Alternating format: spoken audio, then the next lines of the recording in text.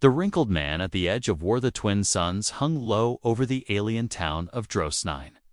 Casting long shadows through its dusty streets, it was a place where danger slept in every corner, where alien outlaws ruled the alleys, and where fear kept people quiet. But today, someone walked into that silence, not with power or weapons, but with a squeaky old cart filled with water barrels. He was human, and he was old. His back was bent. His hands were dry and cracked like old paper, and his clothes were torn and faded by time. He wore a dusty brown cloak and boots that had walked more deserts than most could count. Everyone called him the water vendor. No one knew his real name. Aliens sneered as he passed. One green-skinned Zernak laughed and said, "Look at that dried-up earth fossil." Another threw a small stone at the cart and shouted, "Should've stayed in the grave, old man." But the old man said nothing. He only stopped in the center of the market, pulled the brake on his cart, sat down slowly on a metal stool. He didn't shout, didn't wave. He just placed a simple wooden sign. Clean water, fair trade. In a place like Drosnine, water was worth more than food, more than tech, sometimes more than life.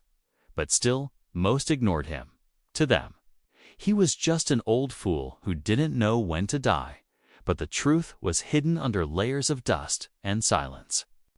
The old man's eyes, though tired, watched everything. He saw the twitch of a thief's tail in the crowd, the way a mercenary's hand hovered near his blaster. He knew who carried weapons and who was bluffing. He even knew which of the locals was planning to sell him out to the gang that now ruled Drosnine. Then they came. The street fell silent as the air grew thick with fear. The Black Flame Syndicate, a cruel alien gang with metal armor and red helmets, marched into the town square. People backed away, hiding in homes and closing shutters. The leader, a tall beast with horns and breathing tubes, stepped forward. His name was Gorzak, and he smiled when he saw the cart. "Human, what's this?" he growled, walking closer. The old man looked up slowly and said, "Just water, nothing more." Gorzak laughed, a deep sound that echoed through the square. "Water? You think your little barrels mean anything here? This is our land now." He kicked over a small container, letting the clear water spill into the dirt. The crowd gasped quietly, but no one dared speak. The old man looked at the puddle for a moment, then looked up at Gorzak, his voice calm. "People still need to drink, even in fear." That sentence made Gorzak pause for a second. There was something strange in the human's voice, something steady, something controlled, but he waved it off. "You're lucky I'm in a good mood today, fossil," he snarled. "Get out of here before I crush your bones." The old man didn't move. Instead, he reached slowly into his cart and pulled out a small jug of water. He poured a glass and held it out to the alien. "Before war, there is always water," he said quietly. The crowd held its breath. Gorzak stared at the human, confused and angry. But before he could answer, one of his men raised a scanner. "Boss, there's something wrong," the henchman said. "His cart, there's tech in it." "Hidden tech?" Gorzak's smile faded. He looked at the cart again, this time not as junk but as a mystery. "Who are you, really?" he asked, stepping closer. The old man stood up slowly, his back still bent, his voice still calm. "Just a vendor," he said. "But once, long ago, I was something else." Then something beeped inside the cart, a quiet sound, almost like a whisper. The ground trembled slightly beneath it. Gorzak stepped back, unsure. But the human did not chase or attack. He simply sat back down, placed the glass of water on the cart, and waited. The townsfolk watched in silence, their eyes wide. Something had changed. The old water vendor was not what he seemed. And deep in the hills beyond Drosnine, a satellite turned slowly toward the sky. A signal had been sent, a signal that hadn't been used in years, the kind of signal that wakes sleeping ghosts. The ghost signal far beyond the dusty town of Droskanine. A small military satellite flickered to life. Its metal body was old, floating silently in orbit. Forgotten by most, but now, a hidden beacon inside it blinked red just once before sending a coded pulse into space, in a dark command room aboard. An abandoned Earth vessel drifting near the edge of the quadrant. A machine stirred. A message appeared on its cracked display. Ghost hand. Active. A woman with short silver hair stared at the screen. Her breath caught in her throat. "It can't be," she whispered. "He died 10 years ago, back in Droskanine." The old water vendor closed the panel inside his cart. The scanner had spotted the tech, but the gang didn't know what it truly meant. They saw junk, hidden compartments, maybe weapons, but they didn't understand the full design. Because only one man in the galaxy could build a survival cart like that, and that man had vanished.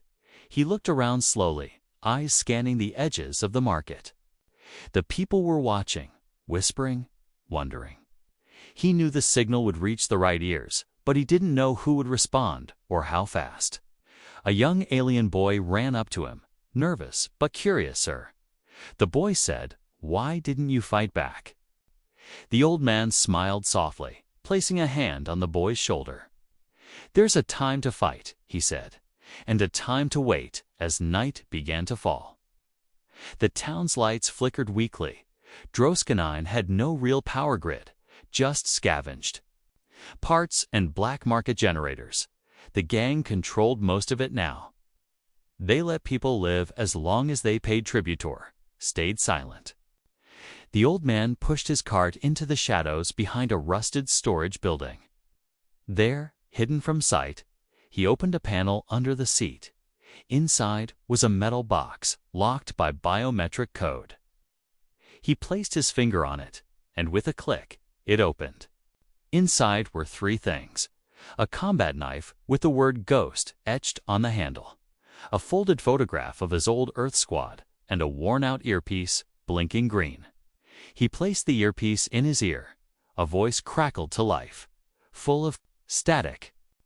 "Old man, is it really you?" He closed his eyes and whispered, "It's me, Commander."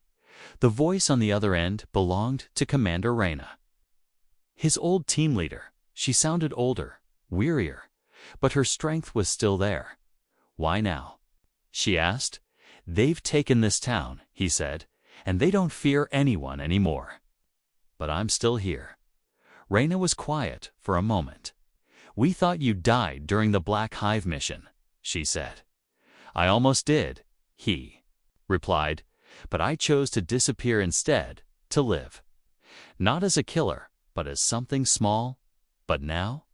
she asked. "They mocked the wrong man," he said quietly, "and they're hurting innocent people." He looked out at the town from his hiding spot. Shadows moved across rooftops. Gorzak's men, patrolling, laughing. One of them kicked a street dog, then threatened an old shopkeeper. The vendor's eyes narrowed. Reyna's voice returned, firmer this time. "We're not what we used to be," she said, "but we're listening, and we're coming. Hold the town as long as you can." "I wasn't planning on leaving," he replied. He closed the panel again and pushed the cart into the back alley. Each wheel turned silently, made for stealth rather than speed. Every step he took now was not of a vendor, but of a soldier preparing the battlefield. He placed small devices around key corners, shock triggers, smoke nodes, silent alarms. The town didn't need to know yet. He would be their shield in the dark until the fire returned. As the night grew deeper, something unexpected happened. A figure dropped from the rooftops, silent, fast, and deadly. It wasn't part of Gorzak's gang. This one wore sleek armor, black and blue, with a symbol on the chest, the mark of the exiles.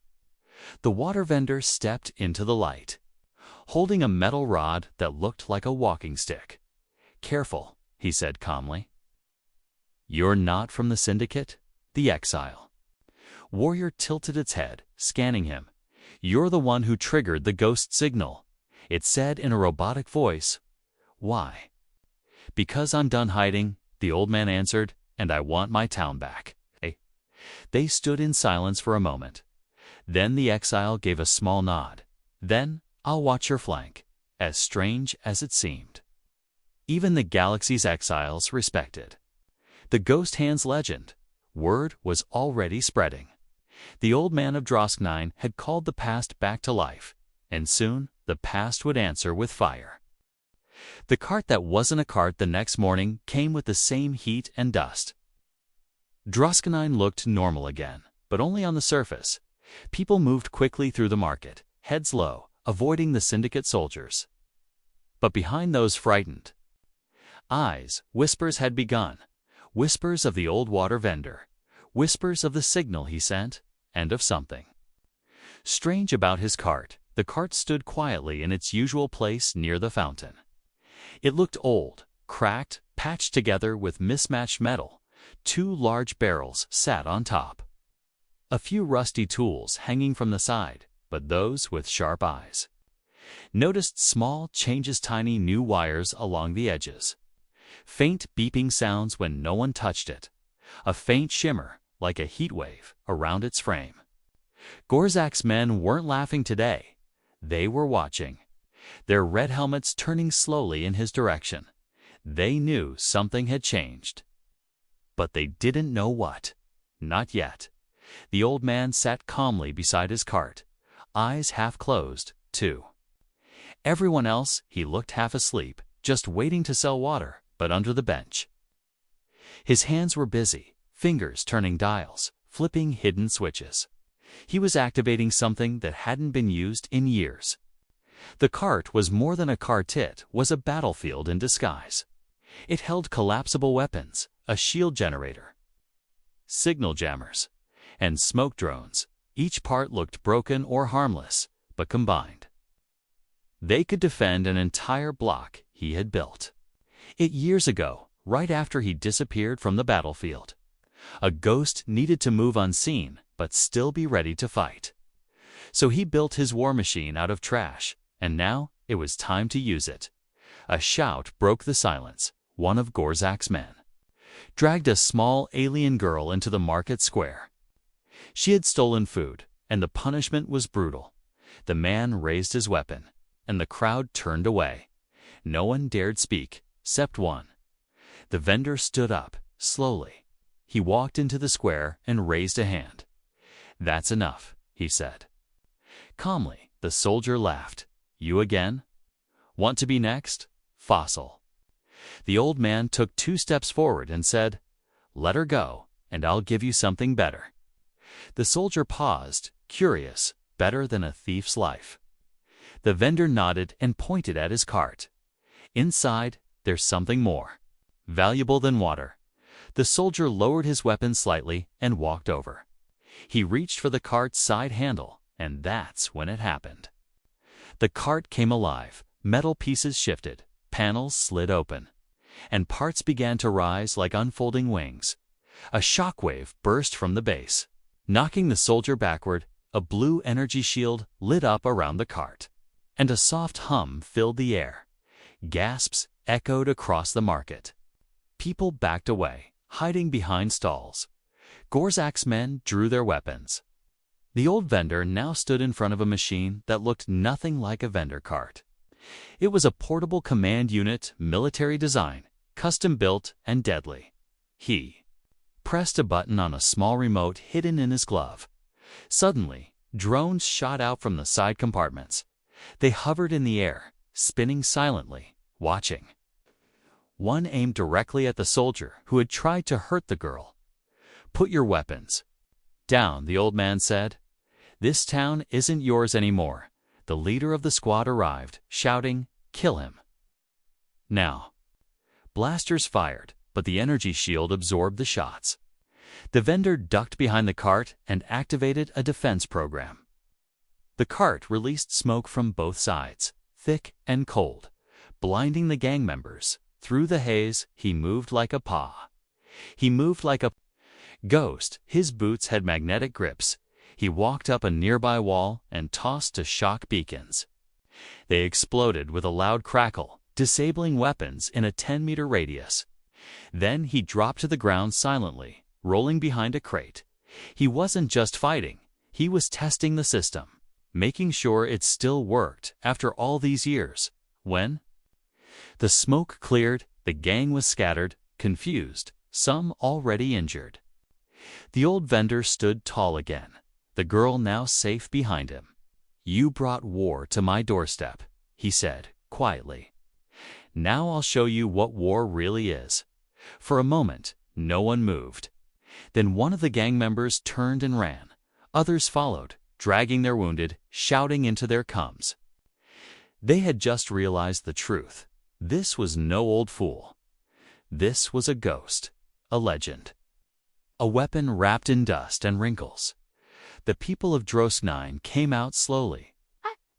They stared at the man they had once mocked. Now they watched with respect. Nand. Fear. He looked at them and simply nodded. Then he pushed the cart back into the shadows. It folded back into its harmless shape. But now, no one believed it was just a cart. The skies above Drosknine were quiet again. The fight at the marketplace had ended just before sunrise. Gorzak's men had pulled back, but they weren't gone. They were planning something, and the old man knew it. He had bought the town a few hours of peace, but war was far from over. He sat beside his cart once more, sipping warm water from a metal cup. The cart looked normal again, folded into its old, harmless shape, but behind that illusion, every system was awake. Drones hovered above rooftops, scanning. Motion sensors were placed in alleyways. Silent and waiting, he looked up at the sky, eyes narrowing. Something was coming. He could feel it like a hunter sensing another predator nearby across the galaxy. Inside a sleek black cruiser flying low over asteroid belts, a message flashed red on the pilot's screen. Target. Drosknine Ghost Hand detected. The pilot was not surprised. It waited years to see that name again. He was not part of any army or government now. He had become something darker, something more personal, a bounty hunter with no master. And Ghost Hand was the only name left on his list. His name was Vexen. Once he had served with the humans, until a mission went wrong and he lost everything: his squad, his brother, his trust. And he blamed one man for it all. Now he would finish it. The people of Drosknine went about their day. Cautiously, they whispered stories of what had happened the night before, of how the old vendor had turned into a warrior, of how his cart had become a weapon. Some called him a guardian, others called him a ghost, but all now watched him with new eyes. The young alien girl he saved came by with a small flower in her hand. "I don't have much," she said shyly, "but thank you." He accepted it with a soft smile and placed it beside the cart's control panel. "You have more than most," he said, bravery. Then he saw it. A shadow moved across the sunlight. A black cruiser circling high above, too slow to be a traitor, too silent to be friendly. The cart's scanner confirmed it within seconds. Ship signature, unknown. Stealth tech weapon pods armed. The old man sighed. "They found me faster than I thought." He pressed the cum in his ear. "Reyna, do you copy?" Static replied at first, then her voice came through. Tired but focused. "We see it. We're tracking him from above. It's Vexen, isn't it?" "Yes," the vendor answered. "I knew he'd come. Do you want extraction?" She asked. He paused, then shook his head. "No," he said calmly. "This is something I need to finish alone." Reyna hesitated, then replied, "Understood, Ghost Hand. We'll stay in orbit for overwatch." The old man pulled a metal box from beneath the cart. Inside was a clean black exoglove and a breathing mask. He placed them on slowly. His movements slow, but sure. He didn't shake, didn't rush. He was becoming who he used to be. The black cruiser landed outside the market. Raising clouds of red dust, people scattered, hiding once again. From the smoke stepped a tall figure in black armor, helmet shaped like a skull. His voice echoed through a speaker, cold and full of hate. "Come out, ghost hand." The old man didn't move at first. Then he stood, grabbed his walking stick, and walked out of the shade. "No one calls me that anymore," he said. "I do," Vexen growled, stepping closer. "You left me to die. I left you a chance to live." The vendor replied, "And you chose vengeance." Vexen pointed his weapon. "This ends here." The old man tilted his head. "Yes," he said. "But it won't end the way you think," with one touch to his stick. It transformed metal folding outward into a pulse blade. The cart behind him opened slightly, releasing 2 shield drones that floated to his side. Vexen smirked under his helmet. "You always liked your toys, and you always underestimated silence." The vendor replied. Without warning, the ground beneath Vexen exploded. The old man had planted seismic charges hours ago. Vexen rolled back and fired. But the drones deflected the shots. The battle began not with shouts, but with precision. People watched from windows as the old vendor they once mocked danced across the street, every step planned, every strike exact. He wasn't just fighting. He was teaching, showing what a true warrior looked like, even with old bones and a quiet voice. As Vexen was forced to retreat behind a damaged building, the old man stood tall again. "I gave you a chance to walk away," he said. "But now, I'll give you something else. A lesson." The sky above Drosknine held its breath. Because the ghost wasn't hiding anymore, he was hunting again. The marketplace was a battlefield, but not because of chaos. No bombs fell. No missiles screamed. Instead, there was silence and strategy, a shadow war between 2 old ghosts. One powered by rage, the other by duty. The water vendor knelt beside his cart, fingers dancing across a touchpad no one else could see. It had been years since he used the emergency beacon system. Most of the satellites were offline, rusting in orbit, forgotten, but one still listened, one they had built in secret. Long ago, and it was enough. The vendor's voice was calm, but heavy with purpose. "This is Ghost Hand," he said, "to any surviving members of Task Unit Omega Wealth. Drosknine is under threat, civilian population vulnerable. I am active, I am requesting Overwatch and if possible reinforcements." He paused, looked at the sky, then added quietly, "And if I don't survive, tell them I didn't run this time." The signal echoed into the stars. Carried by one last working satellite, it would take hours, maybe more, to reach anyone. But it was sent, and that was all that mattered. Behind him, the cart's shield drones returned to charge. The energy cells were nearly empty. He had one.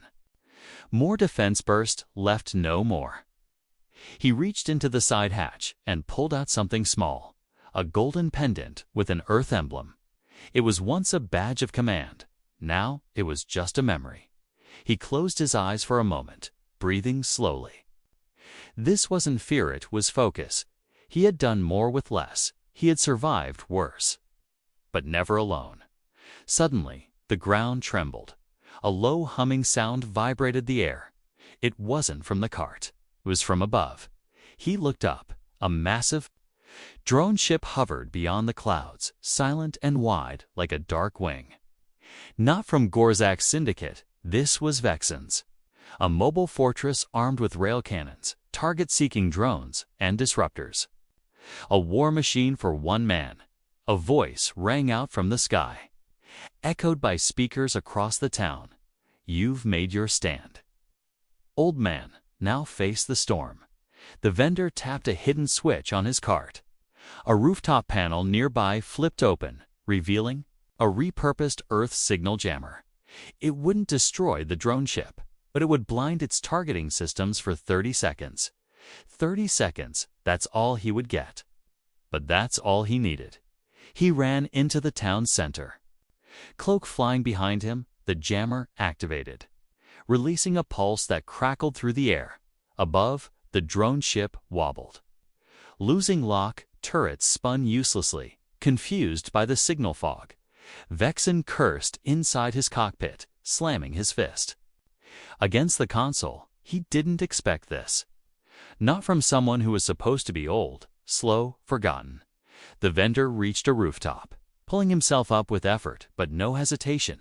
He placed a micro-beacon on the Legion Old Earth Tech flare marker. It glowed blue for friendly units. It was his message to Reyna. This is the point. Bring the fire here, back in orbit, aboard a stealth corvette with Earth markings long painted over. Commander Reyna saw the signal. She turned to her crew. Prepare to drop a payload precision strike. We give the Ghost his hammer. Meanwhile, Vexen's systems restabilized. He found the target, the vendor on the roof. Glowing blue, got you, he muttered, and fired. A red bolt shot through the air, cracking the rooftop like thunder. The vendor barely rolled aside in time, crashing into a vent pipe. His arm was cut, bleeding, but he didn't stop. He pulled himself up and shouted into his comm. Reyna now, from the sky, a sharp line of light descended.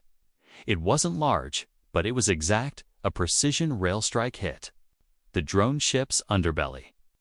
The explosion wasn't fiery, but it was clean.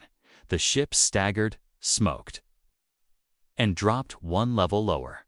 Systems flickered. Weapons went dark. Vexen screamed inside his ship, gripping the wheel tight. You brought help. You always needed backup. The vendor smiled from the rooftop, wiping blood from his cheek. No, he whispered. I brought the truth back on the ground. Oh shit. Civilians slowly peeked out. They saw the sky flash, then clear. They saw the drone ship smoke and pull back into the clouds. They saw the old man standing tall again, bleeding, tired but unbroken, and they began to believe. Not in myths, not in weapons, but in him. In the man they once mocked, who stood alone and sent one last message that could shake the stars. The legend rises again night. Return to Droskny with silence. Not peace, just silence. The kind that follows a storm. Shops remained closed. Lights dimmed, and even the wind moved carefully between the broken walls. The vendor stood by his cart, blood dried on his arm. The rooftop battle was over. But the war was not. Vexen had retreated, but not for long. That kind of man didn't lose and walk away. He would return, and next time he wouldn't hold back. The vendor knew this, so he moved. He limped to the square, where civilians gathered in silence, eyes wide, faces lit by faint torchlight. The same people who once ignored him now formed a circle around him. They didn't know what to say, but they stood there, waiting, watching, hoping. He didn't raise his voice. He didn't give a speech. He only said this: build the barricades, use wood, scrap, stone, anything. We defend this place, or we lose everything. One by one, hands raised, heads nodded. The people of Droskny began to move. Children gathered wire. Traders lifted planks, and even the elders dragged broken furniture into place. Not because they were brave, but because they had seen one old man stand against death itself. The legend was no longer just whispered. It was real. It had a face, a voice, a heartbeat. As they worked, the vendor activated his cart's last reserve program. A defense net, portable, temporary, but strong. He placed 4 nodes at each corner of the square. Once activated, it would create a force field bubble, enough to give them a final stand. He knew it wouldn't hold forever, but legends didn't need forever. They just needed one more sunrise, back in orbit. Commander Reyna watched the feed from a scout drone. She saw the townspeople moving, the vendor limping but leading. Still the same, she whispered, still dragging worlds. Forward on your back, she turned to her crew. How long until we can drop another strike? 10 hours, the tech replied. Reactors cooling. Reyna nodded. Then we hold our breath. Until then, on the ground. The vendor placed his knife. GHOST on the center table of the market, a symbol, a warning, and, beside it, he placed a small holoprojector. It displayed the old Earth's military emblem. Glowing faintly blue, an alien child stared at it and asked, "Are you a hero?" The vendor smiled softly. "No," he replied. "I was just the last one left, later that night." Vexen returned. His drone ship limped in low, damaged but deadly. He didn't hide this time. He wanted them to see him coming. He landed outside. The town's edge stepped out in full armor, black and cracked from the earlier strike. He didn't bring soldiers. Just himself, that was all he needed. Or so he believed. He walked straight into the town square and stopped when he saw the people standing behind barricades, watching him, not running, not hiding, just watching. And in the middle stood the vendor, leaning on his stick. No drones now, no shield up yet. Just a man with worn boots and fire in his eyes, still breathing. Vexen asked, "Still bleeding?" The vendor replied, "But I'll die on my feet." The tension snapped like a string. Vexen charged. The vendor triggered the shield net. Blue energy shimmered as it rose around the square like a dome. Vexen's blaster fired. The shot bounced off the shield. The vendor dashed sideways, pulled a collapsible blade from under his cloak. It snapped into place with a hum. He was slow, but each move was exact. They fought inside the bubble. Two men with history in every swing. Metal clashed, fists landed, breath grew heavy. The townspeople didn't cheer. They watched in silence. This wasn't entertainment. It was truth, raw and painful. Finally, the vendor dropped to one knee. Coughing hard, Vexen raised his weapon, ready to finish it. But the vendor looked up and whispered, "You made one mistake." "What?" Vexen hissed. "You forgot," the old man said. "Legends don't fight alone." Suddenly, a drone swooped down from the sky. Reyna's Overwatch system had locked onto Vexen's energy signal. It fired a small pulse that struck Vexen's chest plate. Shorting it out, the armor sparked and froze. Locking his limbs, the vendor rose again. Blade in hand, walked up to Vexen, and with quiet strength, knocked the helmet free. He looked into his enemy's eyes and said, "You could have been more." He turned and walked away, left Vexen frozen. In the square, the people stepped aside as he passed, not just with fear, but with awe. Because tonight, they had seen something impossible. Not just the return of a fighter, but the rise of a legend. Ghost Hand's last offer, the twin suns, rose again over Droskany. But this morning was different. The fear was gone. The smoke had cleared. And the ghost had won. The townspeople stood in quiet awe as they watched the old man push his cart through. The marketplace, it rolled slowly, each wheel creaking, not because the cart was broken, but because it had seen war and survived. Vexen was gone. Reyna's team had taken him off-world, bound in energy cuffs. He hadn't spoken a word since the battle. The fire in his eyes had turned to silence.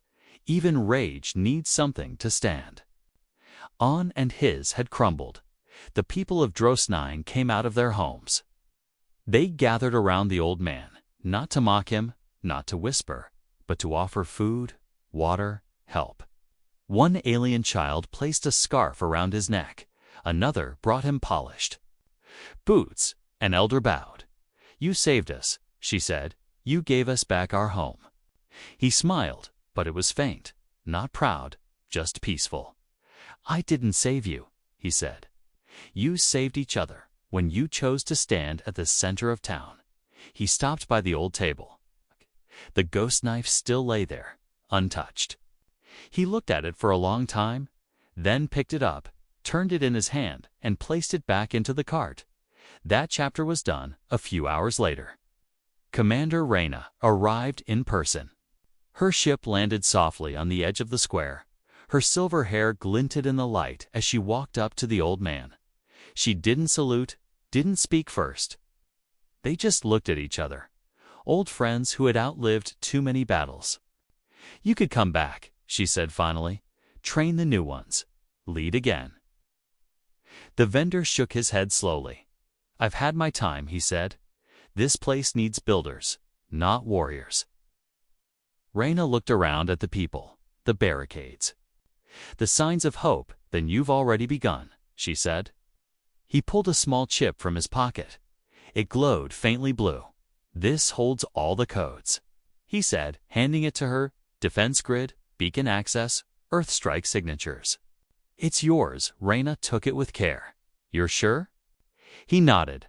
"I've given them water, safety, and a reason to believe. They don't need a ghost anymore." That night, the town held a quiet celebration. No music, no fireworks, just stories, shared meals, and light. They told tales of the old vendor who wasn't just a vendor, of the man who hid a soldier's fire behind a soft smile. Later, when most had gone to sleep, the old man stood alone near the fountain. He looked up at the stars. He didn't smile, didn't cry, he just breathed. Like a man who had finally laid down his burdens in the early hours, before dawn touched the sky. He left. No one saw him go. No farewell, no speech, only the cart's faint trail in the sand.